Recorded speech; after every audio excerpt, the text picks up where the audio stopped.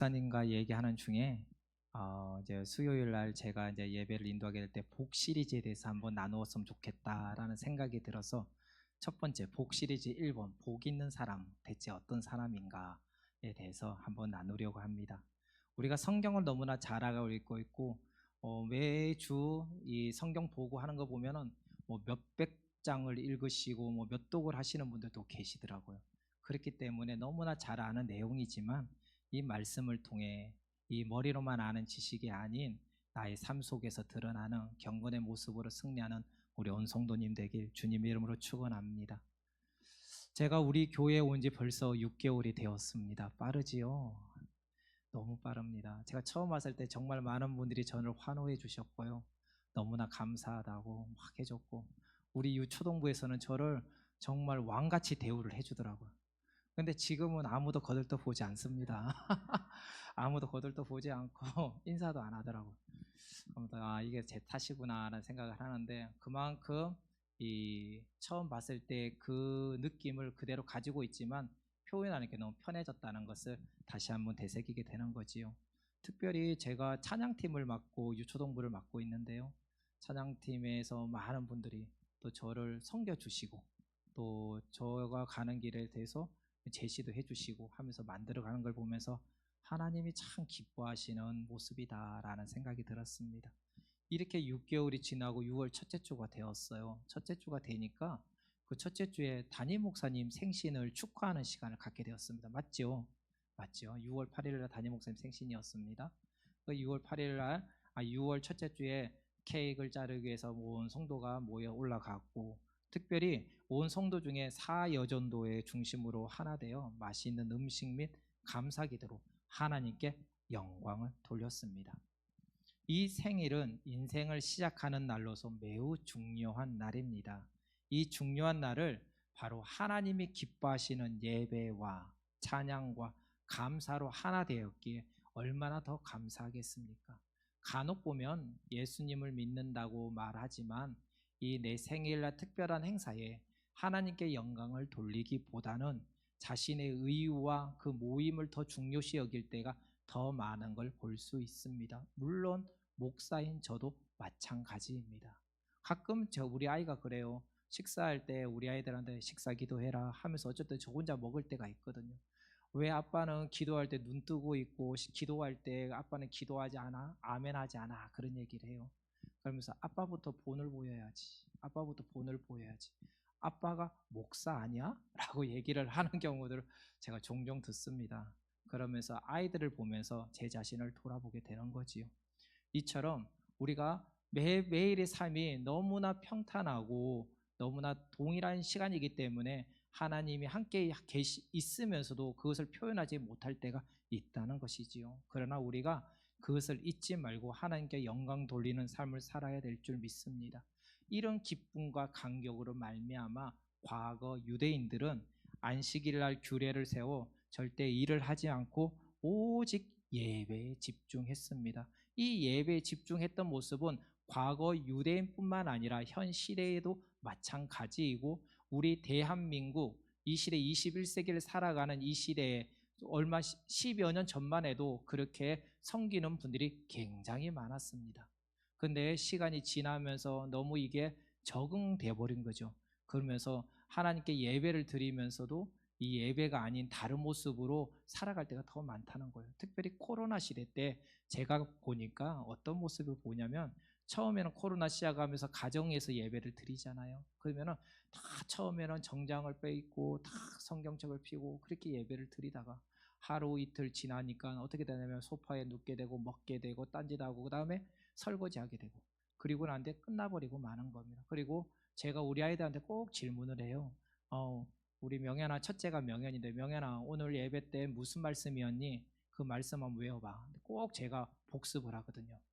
첫째, 둘째, 셋째, 넷째 전부 다 제가 질문을 합니다. 그런데 아이러니하게 저와 함께하는 셋째는 기억을 하는데 나머지 세 놈은 기억을 하지 못하는 거예요. 그래서 제가 그걸 다시 복습을 하고 이렇게 하게 되는데 예배가 우리가 매일 이 자리에 나와 예배하는 것은 하나님의 복된 시간이기 때문에 나오는 겁니다. 이 시간을 통해서 하나님께 더 집중할 수 있고 경건의 모습으로 설 수 있는 것이지요. 자리가 사람을 만든다는 말이 있어요. 내가 이 예비군 옷을 입으면요, 나도 모르게 삐딱하게 서게 되고요. 그런 모습처럼 우리가 내가 어디에든지 주님과 동행한다는 생각으로 우리가 항상 경건의 모습으로 살아가야 한다는 것이죠.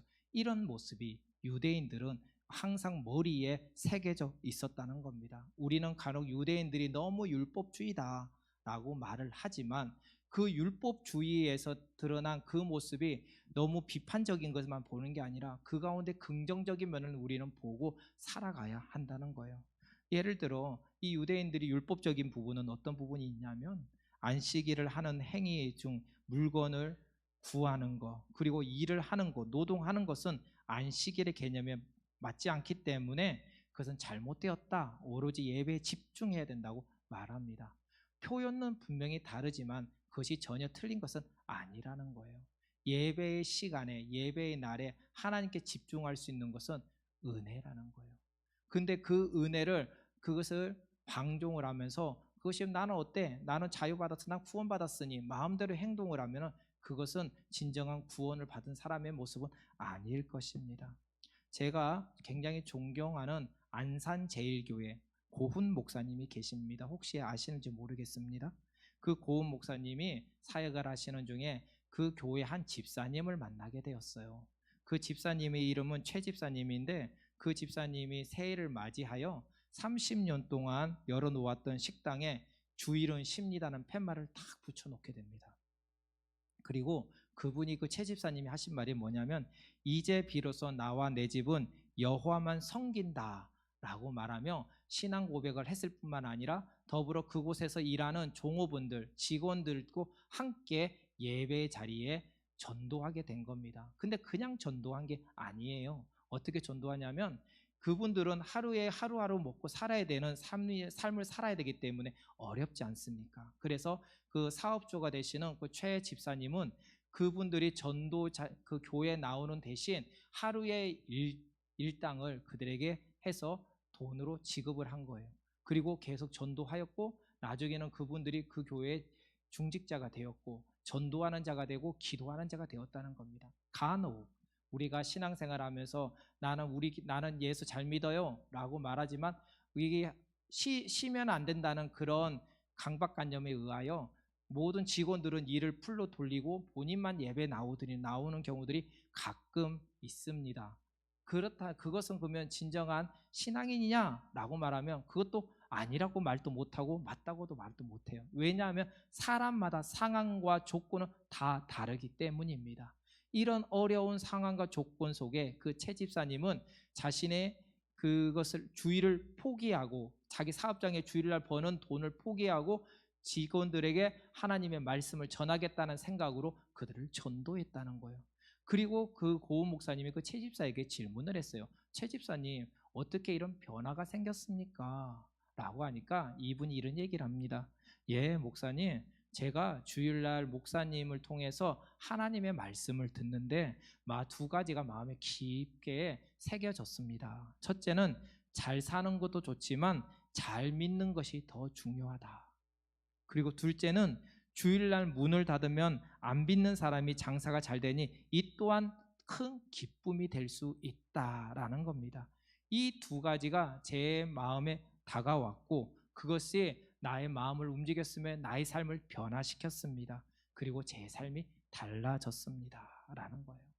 그분은 그 다음부터 어떤 얘기를 하냐면 주일 성수가 가져다 준 복은 내가 주일날 일하는 것보다 더 큰 것이 저에게 오더라. 기쁨과 감격이 또한 죄로 인해서 눌러있던 모든 것들이 해방되는 은혜가 임했을 뿐만 아니라 또한 물질적인 모든 것들이 하나님이 채워주시는 걸 경험하였습니다 라고 고백을 하게 된다는 것이죠. 사람은 분명하게 유턴의 자리가 있습니다. 인생의 전환점이 있다는 거예요. 근데 그 전환점에서 뭐가 중요하냐면 하나님의 음성을 듣고 또한 하나님의 이적을 보았음에도 불구하고 결단하지 못하는 자와 그걸 결단하고 나오는 자의 그 결과는 엄연히 다르다는 거예요. 이 최 집사님은 그 어려운 결단을 함으로써 하나님의 더 큰 축복을 받게 된 것입니다.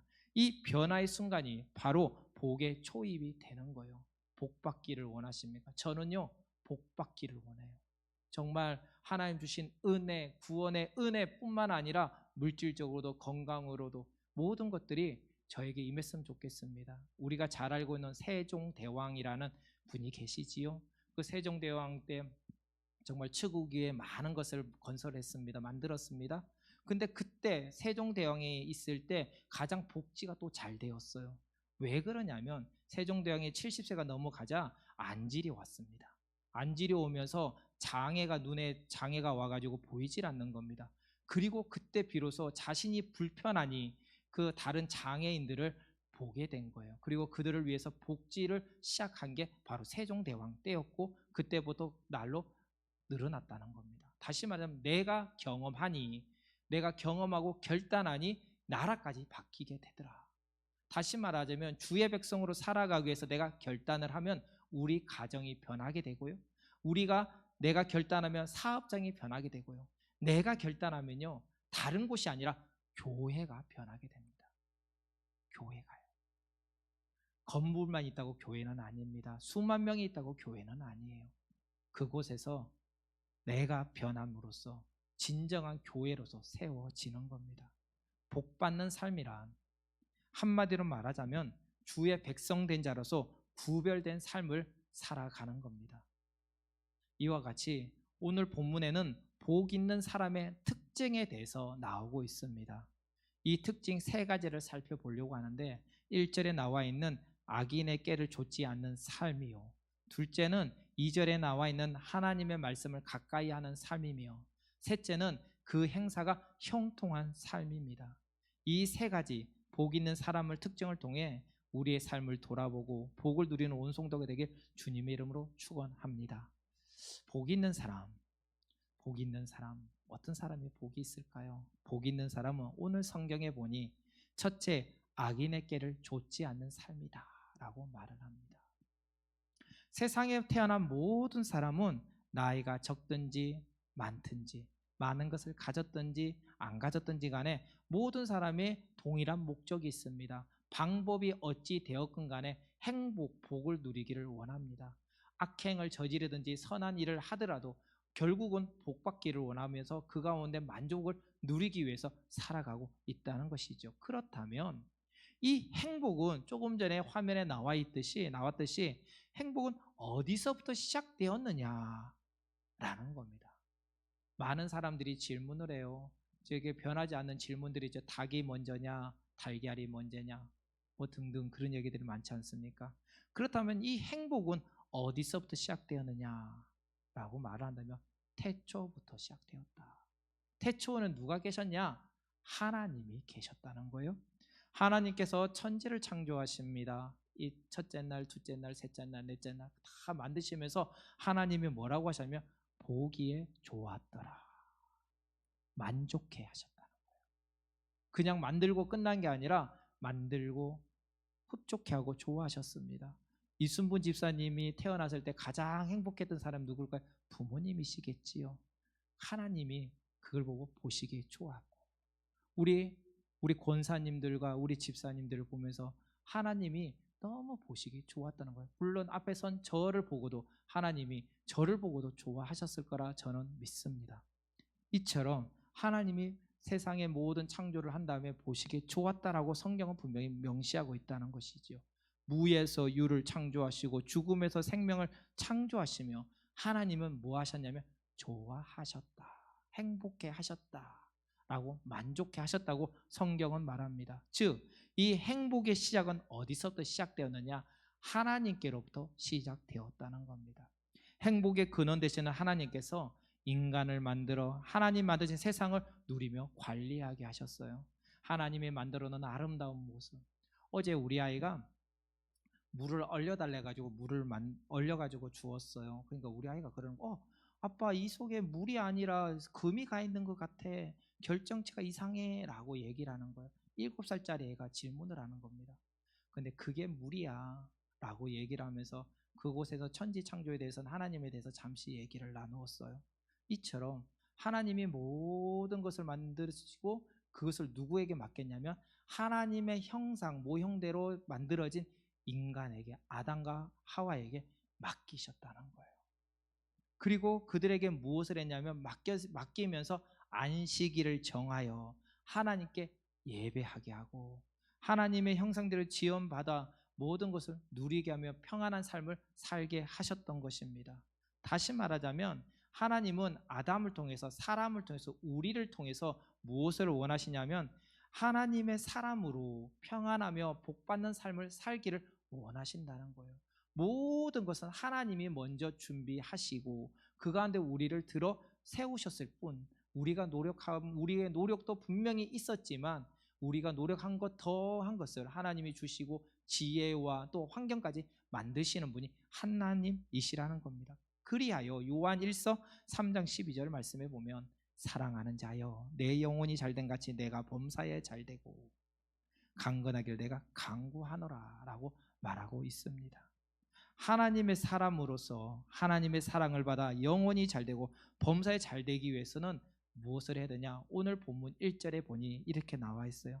복 있는 사람은 악인의 꾀를 좇지 아니하며 죄인의 길에 서지 아니하고 오만한 자의 자리에 앉지 아니하고. 뭐라고요? 악인의 꾀를 따르지 아니하고 죄인들의 길에 서지 아니하며 오만한 자리에 앉지 마라 라고 말합니다. 여기서 복 있는 사람을 원문으로 보니까 뭐라고 하면, 저는 잘 외국어를 잘 못해요. 그래서 제가 한번 적혀 있는 거 제가 읽어보겠습니다. 아쉐레 하이시 아쉐르라고 합니다. 이것이 원문에 나와 있는 말인데 여기서 복 있는이란 말은 아쉬레란 말로 아쉐르의 복수형인데 즉 그 뜻은 곧다, 똑바로 가다라는 말입니다. 또한 번영하다, 성공하다는 말까지 해석하고 있습니다. 따라서 복 있는 이라는 말은 하나님께서 제시하신 삶의 길을 똑바로 걸어가는 것 자체가 복이다. 또한 이런 삶으로 인하여 하나님께서 주시는 번영과 성공이 복된 삶이라고 말하고 있습니다. 하나님은 약속을 하셨어요. 하나님이 제시한 길을 똑바로 가게 되면 그곳이 옥토밭길이 되게 할 것이고 그곳에서 너가 번성하게 될 것이고 부흥하게 될 것이고 성장하게 될 것이고 너의 이름이 만천에 널리 알려지게 될 것이라고 아브라함과 약속하셨으면 그 약속이 지금 오늘날까지 우리에게까지 이어지고 있는 것입니다. 그렇기에 하나님이 제시하는 길을 똑바로 가기 위해서는 먼저 무엇을 해야 되느냐 한다면 먼저 하나님을 믿되 악인의 꾀를 좇지 말고 죄인의 길에 서지 않고 오만한 자리에 앉지 아니해야 된다고 성경은 말하고 있는 거예요. 혹시 전래 동화 중에 토끼와 거북이 아세요? 토끼와 거북이 다 아시지요? 이 토끼와 거북이의 내용을 보면요, 달리기로 유명한 토끼와 굉장히 느린 거북이가 있습니다. 근데 이 두 마리가, 거북이와 토끼가 달리기 경주를 하게 된 겁니다. 그러면 누가 이겼을까라고 하면 누구나가 토끼가 이겼을 거라 생각을 합니다. 그런데 의외의 반전이 있죠. 거북이가 이겼어요. 그 과정을 보니 땅 하고 출발하니까 토끼가 원체 빨라서 단숨에 반 이상을 가버린 겁니다. 그때 토끼가 돌아서 보니 저 멀리서 거북이가 엉금엉금 키우고 있는 거예요. 그러다 보니까 이 토끼가 뭐라고 했습니까? 그것을 비아냥거리며 너무 느리다, 저런 느리네 하면서 그를 비아냥거리고 욕하고, 그러면서 자기는 여기서 한숨 자야 되겠다면서 교만한 마음으로 자만에 빠지고 만 겁니다. 아무리 많은 달란트를 가졌다 할지라도 교만하고 자만한 자는 그것을 사용할 수가 없어요. 그러나 이 거북이가 이길 수 있었던 것은 뭐냐면 자기가 느린 걸 알지만 쉬지 않고 자신이 할 수 있는 옆으로 세지 않고 쭉 그 길을 갔다는 거예요. 표대를 향해 달려가니 토끼를 지나고 골인을 하게 된 것입니다. 이 이야기 어찌 보면 우스갯소리의 얘기일 수도 있지만 어찌 보면 우리의 인생을 말하고 있는 것이고 우리의 신앙을 보여주고 있는 겁니다. 이처럼 우리가 성공할 수 있는 이유는, 성공하기 위해서는, 복을 받기 위해서는 인내해야 되며 꾸준해야 할 때 성공할 수 있는 겁니다. 하물며 성경은 복 받기 위해서는 복받을 일에 방해가 되는 것에 대해서 그들 거기서 눈을 헐리킥거리지 말고 온전히 앞을 향해 보고 달려가라고 말하고 있습니다.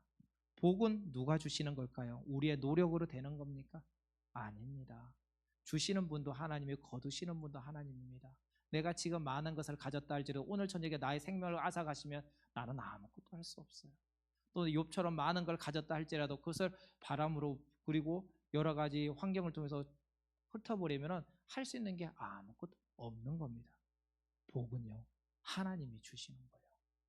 그렇다면 우리가 하나님이 주신다는 걸 알고 믿는다면 하나님이 원하는 일을 해야 될까요? 원치 않는 일을 해야 될까요? 초반에도 말씀드렸지만 우리는 하나님의 형상대로 지음받은 존재입니다. 그렇다면 하나님의 형상대로 살아가야 된다는 거예요. 하나님의 형상이란 외형적인 모습뿐만 아니라 성품과 인격적인 모든 것들, 하나님이 바라보고 추구하는 모든 것들을 보고 달려가야 된다는 거예요. 하나님은 거짓이 없으시고 선하신 분이십니다. 그렇게 우리들 역시도 육체의 정욕이나 자기 욕심을 따라 행동하거나 자신을 내세우는 일을 하면 안 되는 거예요. 당장은 내가 남들에게 위로를 받고 남들에게 칭찬을 받고 내가 모든 것을 누리는 것 같지만 그 드러냄으로 인하여 결국 우리는 망할 수밖에 없는 거예요. 세상 사람들은 복 있는 사람이 되기 위해서 스스로 노력하고 조금 전에 말했던 그 여러 가지 방향을 다 섭렵하여 그 일을 감당하면서 성공만 하면 된다라고 말하지만 그 성공이 영원한 성공이 아니 되는 겁니다. 욕심을 따라 하는 일로서 다른 사람과 갈등을 일으키거나 해롭게 해서는 안 된다는 거예요. 성경은 이 같은 일을 하지 않는 것이 복되도다라고 말하고 있습니다. 오늘 이 자리에 모여 예배하는 성도님들, 진정한 복은 하나님이 주시는 것을 믿으십시오. 그렇다면 옆으로 보지 마시고 오만한 자리에 앉지 마시고 죄인의 길에 서지 않기를 소망합니다. 남의 비방하거나 남의 말을 하기보다는 험담하기보다는 그를 오히려 기도하는 자가 되게 하고 없는 자를 위해서 우리 오히려 손을 내밀고 그를 위해서 기도하고 같이 동참할 수 있는 분이 되길 주님 이름으로 축원합니다. 두 번째로 복 받는 사람은 하나님의 말씀을 가까이 해야 합니다. 조금 전에 복 있는 사람이 멀리 해야 되는 것에 대해서 세 가지에 대해서 말했어요. 악인들의 꾀를 멀리하라. 악인들의 꾀를 멀리하는 것은요, 사기입니다. 그리고 남들에게 지식으로 사람을 등쳐먹는 그 외적인 모든 것들, 속이는 것들, 거짓말하는 것들이겠지요. 또 죄인들에게 서지 아니한다는 것은 범죄의 모습입니다. 훔치거나 다른 모든 것들, 눈으로 귀로 듣는 모든 것들, 요즘은 정보의 시대라고 말합니다. 정보 한마디도 그것도 바로 돈이 되고 그거로 인해서 사람이 생명을 살릴 수도 있고 생명을 죽일 수도 있는 시대가 요즘 시대입니다. 또한 오만한 자에서 벗어나야 된다고 말합니다. 오만한 자라는 것은 비방하거나 내려가는 행위를 오만한 자라고 말을 해요. 즉 말하면 언제 자기 중심적으로 살아가면서 내가 아니면 다른 사람 피해를 입혀도 상관없어 말하는 모든 행위를 금하라 라고 말하고 있는 거죠. 그럼 이 두 번째에서 말하는 이 세 가지를 벗어놓고 무엇을 해야 정말 복받는 삶을 사는 것인가에 대해서 2절 말씀에 전하고 있습니다. 그것은요, 진리고 진리요 생명이 되신 하나님의 말씀을 가까이 해야 한다는 거예요. 간혹 보면 제 주위에도 그런 사람들이 굉장히 많은 것 같아요. 구약과 신약은 별개다. 구약은 전세대 율법이고 신약만이 바른 말씀이라고 말하는 분들이 간혹 있습니다. 만약에 이 관점에서 성경을 해석하다 보면요, 예수님은 사랑이기에 율법과 행위는 필요 없는 것으로 해석될 수도 있습니다. 근데 성경에 보니까 누가복음 10장 25절 27절 말씀에 율법학자들이 예수님을 찾아와 이런 질문을 하지요. 선생님이요, 영생을 얻기 위해서는 무엇을 해야 됩니까?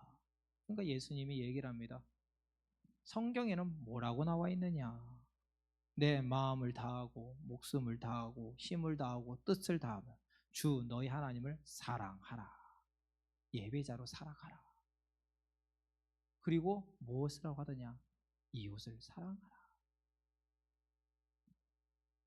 우리가 신앙생활할 때 이 두 가지 중에 한 가지 치우칠 때가 굉장히 많지요. 이 치우치는 것이 아니라 이것을 같이 해야 된다고 성경은 말해요. 성경은 창세기부터 요한계시록까지, 그러니까 구약 때부터 우리 이 마지막까지 계속해서 하나님을 사랑하고 이웃을 사랑하라고 말을 합니다. 그 이유는 바로 하나님이 사랑이기 때문입니다. 다만 사람들이 속성이 악하여 거짓과 교만과 폭력과 살인과 시기와 질투와 전쟁을 살고 있었던 것이죠.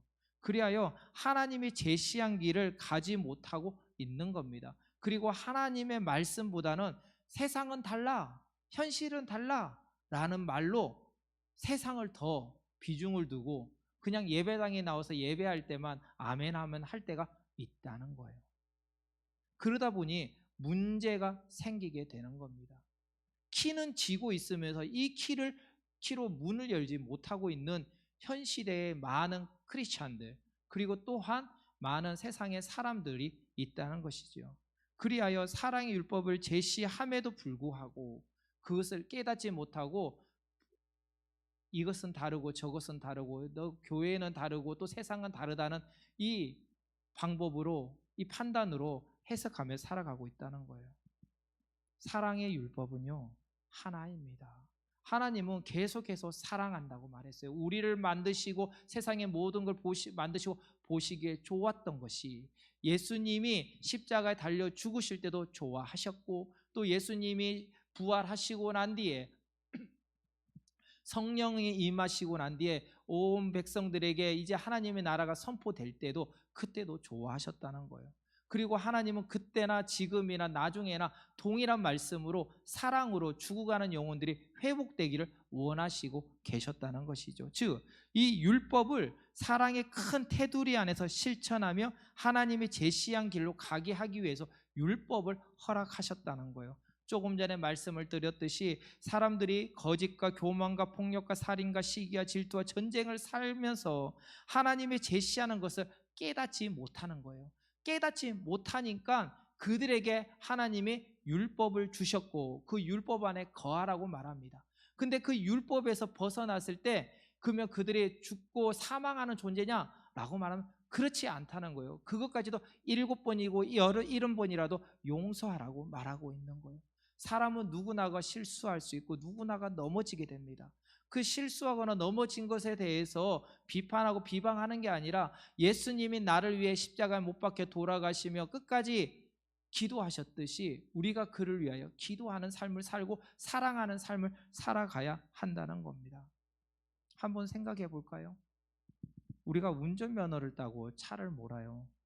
근데 얼마 전에, 몇 년 전에 이제 TV 광고에 보니까 무한한 배터리 하면서 쉬지 않는 배터리가 나왔습니다 라는 얘기도 있고, 아우토반 같이 막 무한대로 달릴 수 있는 길을 막 광고하면서 이런 여기서 차를 모세요 막 이런 광고가 나왔습니다. 근데 이 아우토반이나 이 무한한 배터리 같은 이런 모든 것은요, 자유롭게 운전할 수 있는 것은 혼자만의 공간일 때는 가능합니다. 혼자만의 공간.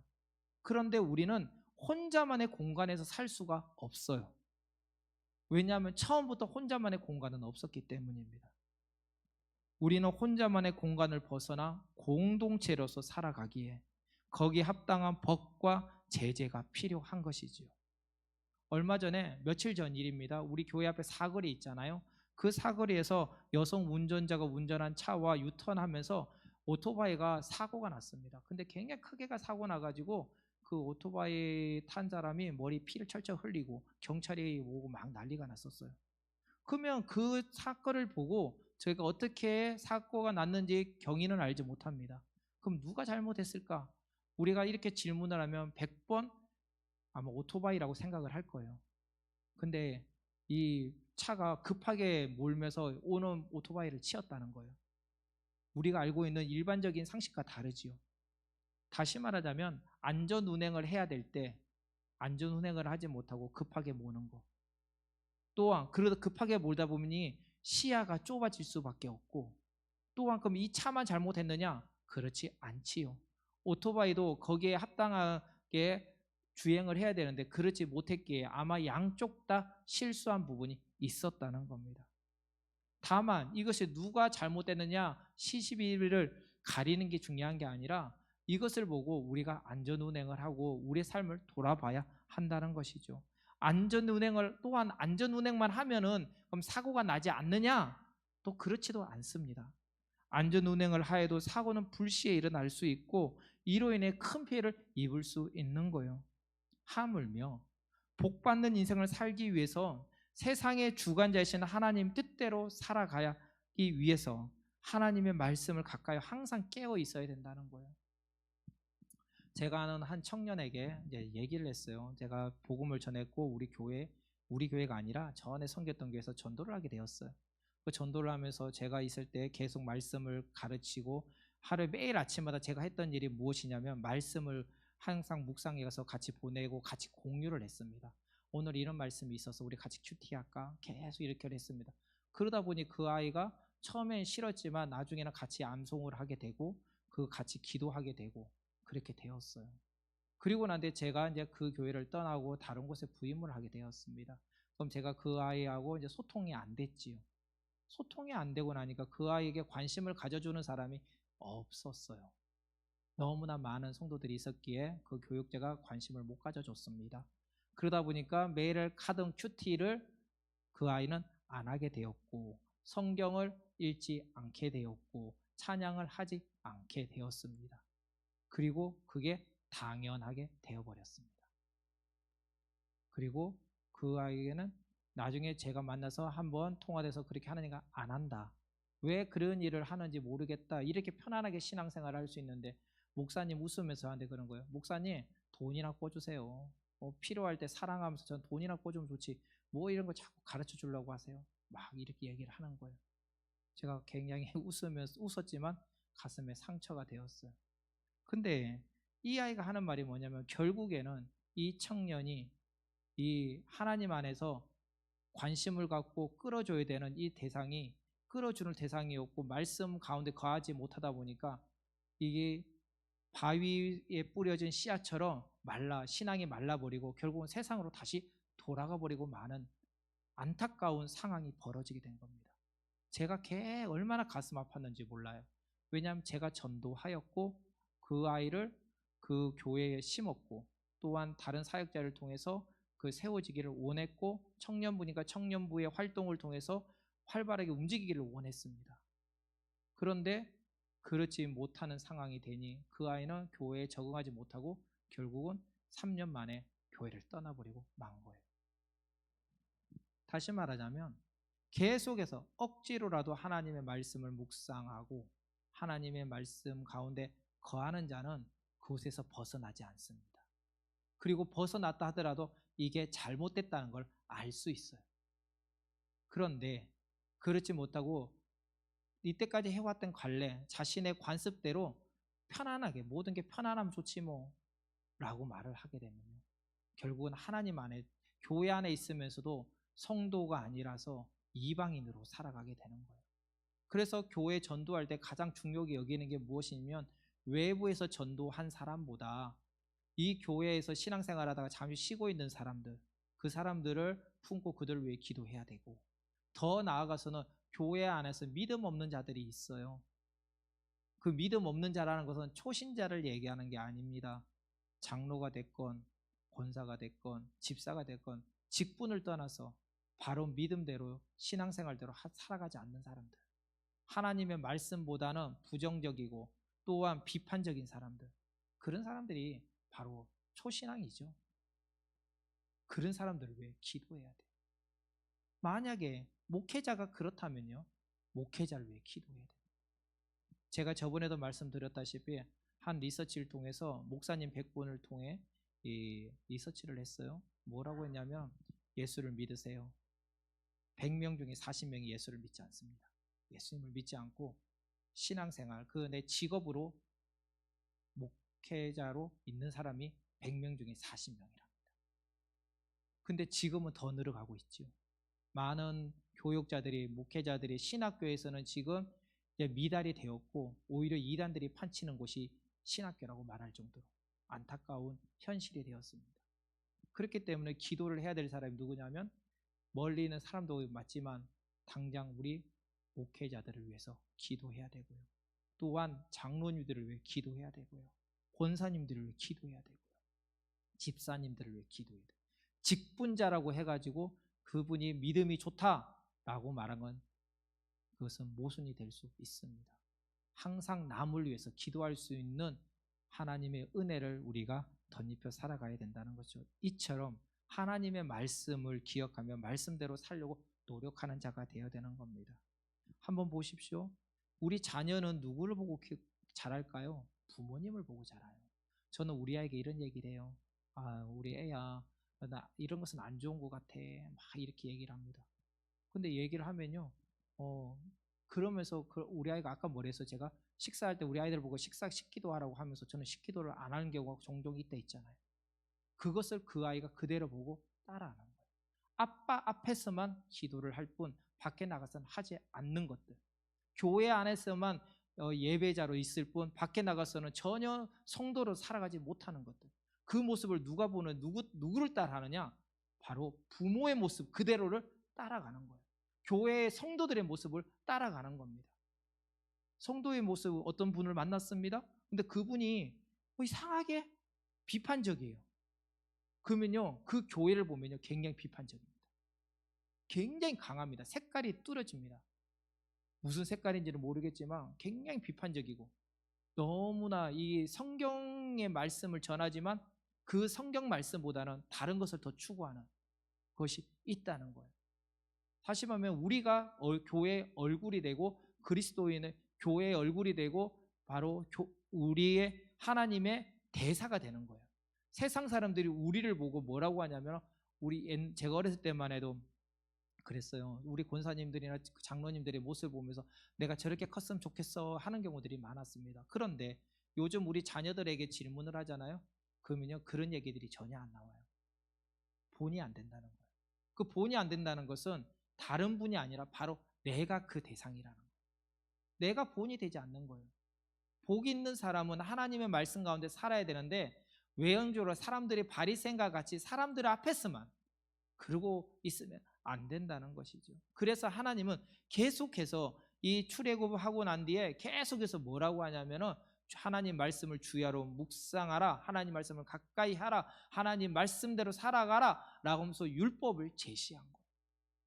근데 이 세상 우리들은 많은 것을 너무나 많이 배웠기 때문에 그런지 몰라도 뭐라고 하냐면 과거의 율법은 예수님 이후의 것만 우리가 알면 되지 그 전에 건 필요 없어, 이렇게 해석하면 안 된다는 것이죠.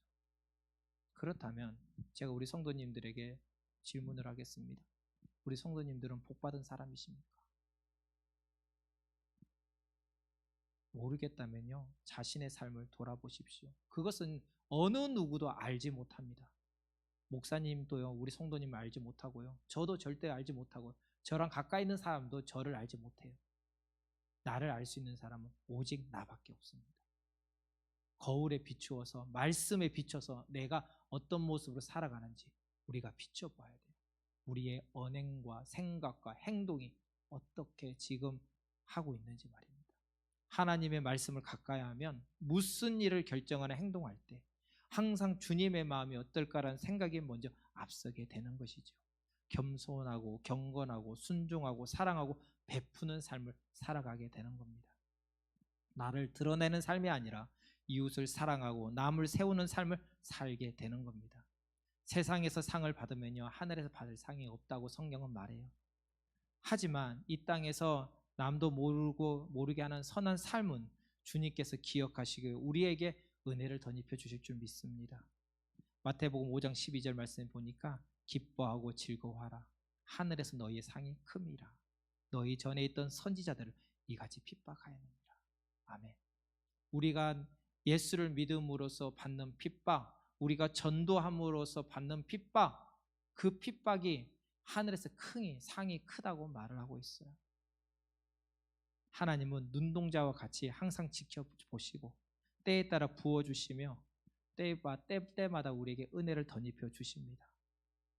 그렇기 때문에 우리는 하나님의 말씀을 고지곳대로 믿고 하나님의 뜻과 우리의 행할 바와 하나님 기뻐하시고 복 주시는 일을 기록된 것을 믿고 그걸 행하면서 우리가 묵상하며 살아가야 될 줄 믿습니다. 복 있는 사람은 항상 말씀을 즐거워하는 삶을 살아가야 되는 거예요. 오늘 이 자리에 나와 예배하는 모든 권속들은 말씀을 즐거워하여 주야로 묵상하고 물 부듯이 부어주시는 하나님의 은혜를 경험하길 주님의 이름으로 축원합니다. 세 번째로, 복 있는 사람은 그 행사가 형통하다고 성경은 말하고 있어요. 복 있는 사람은 조금 전에 악한 것을 멀리하고 하나님의 말씀을 즐거워한다고 했습니다. 이런 삶을 살게 되면 그 결과가 어떠냐? 바로 형통한 삶을 살게 될 거라. 요즘 영화는요 보면은 제가 오래전에 봤던 영화들은요 언제나 악인들이 지고 이 착한 사람들은, 선한 사람들은 이기는 영화들이었어요. 근데 요즘의 영화를 보면은 어떠냐면 악인도 주인공이 되어 가지고요 다 이겨먹어요. 그러니까 요즘 영화를 보고 무엇이 맞다 틀리다고 말할 수 없습니다. 그냥 재미로 볼 수는 있어도 그것을 보고 하나님의 뜻이나 말할 수는 없다는 것이죠. 그러나 과거에는 선과 악에 대한 분명히 구별점이 있었다는 거예요. 이렇게 선과 악에 대해서 구별점을 보면요 많은 사람들이 그걸 보고 대리만족을 느끼기 때문입니다. 세상의 역사 속에서 우리가 한번 생각해 보세요. 예수님의 일생은 어떤 모습이었을까요? 세상의 역사 속에서 예수님은요 로마의 반란군입니다. 우리는 그 십자가에 죄 없이 돌아가신 분이다 라고 믿고 있지만 그 로마의 형틀에 죽임을 당하는 사람은 바로 정치범들이 로마 형틀에 죽임을 당하는 거예요. 다시 말하자면 이 빌라도가 어찌 되었건 간에 그 역사 속에서 예수님은요 바로 정치범으로 죽음을 달게 받은 거예요. 그리고 그 이상 그 이하도 없습니다. 그리고 4대 성인 중 한 명이다, 좋은 일을 했다라고 말할 뿐이 더 이상의 것이 없다는 것이. 하지만 세상의 역사를 넘어 진실의 역사를 보게 되면요 이 십자가 사건을 통해 온 민족과 백성들이 제사함을 받고 구원받을 길이 열리게 된 겁니다. 그리하여 그 중에서 대표적인 사람이 히브리인 중에 히브리인이며 로마인으로 살았던 가말리엘의 문화생이고 당시 범접할 수 없는 위치에 있는 사도 바울이 예수 그리스도의 제자가 된 거 아니겠습니까? 사망의 길에서 벗어나 생명의 길을 얻게 된 거예요. 솔직히 저와 우리 성도님들, 아마 우리 성도님들은 저와 다른 생각을 가진 분들이 대다수일 거예요. 근데 저처럼 속물들은요 부와 명예가 목적일 때가 있습니다. 그 목적을 향해 전진하고 도전하며 살아간다는 거예요. 이런 삶을 사도 바울은 예수님을 만나기 전에 살았습니다. 그런 그가 진정한 자유와 영생을 얻을 수 있었던 것은 다메섹 도상에서 만난 예수님으로 말미암아 지금까지 보지 못하고 듣지 못했던 진리를 깨닫게 된 거예요. 할렐루야. 오늘 이 자리에 나와 예배하는 성도님들이 바로 그 은혜가 있었기에 오늘 이 자리에 나와 예배할 줄 믿습니다. 수요 예배의 시간은요 진짜 힘들어요. 새벽 예배 나오는 시간 힘들어요. 주일날 나오는 것도 힘들지만 이 평일날 하나님께 나와 예배하는 거 쉽지 않은 일입니다. 근데 이렇게 나올 수 있는 것은요 여러 가지 이유가 있지만 그중에 가장 큰 것은 내가 받은 은혜가 너무 커서 하나님의 사랑으로 이 자리에 나와 예배할 줄 믿습니다. 사도 바울이 그렇다는 거예요. 이전에는 부와 명예, 자신의 명예욕으로 살았던 그였지만 이젠 예수님을 만나고 이제까지 보지 못하고 듣지 못했던 진리를 깨닫게 되니 그는 이제는 그 명예욕에서 벗어나 진정한 형통한 삶, 자유하고 기뻐하고 감격하고 감사하는 은혜의 삶을 살게 된 겁니다. 물론 이 과정 속에서 그가 부하고 화려하게 산 건 아닙니다. 그가 죽음의 위기에 놓인 경우도 있었고요, 태장을 맞을까 죽을 뻔한 적도 있었고요, 그리고 이 폭풍우 치는 배 위에서도 죽을 뻔했고, 그리고 감옥에도 잡혀가며 정말 수많은 일들을 우여곡절 속에서 살아왔다는 거예요. 그리고 결국에는 사형까지 당한 거 아니겠습니까? 그럼에도 그는 기뻐하고 감격할 수 있었던 것은 바로 만주의 주이신 그 하나님을 만났고 예수님의 사랑을 알았고 그가 살아가야 될 목적을 발견하게 된 것입니다. 그는 지금 내가 가진 것은 없지만 내가 어찌 보면 과거보다 지금은 굉장히 낮은 자리에 있을지 모르지만 지금은 오히려 더 기뻐하고 감격할 수 있고, 내가 지금 배를 골고 살아갈 수 있을지는 모르지만 남들이 볼 때는 눈으로 남들에게 핍박하던 손이 이제는 그리스도의 사랑으로 그를 하는 위해서 하나님의 복음을 전하는 자로 변했기 때문입니다. 영원한 영광의 주를 찬양하며 복된 삶을 사는 그 자체가 바로 복된 삶인 것을 사도 바울은 깨닫게 된 것이지요. 그렇다면 저와 여러분은 어떤 삶을 살고 계십니까?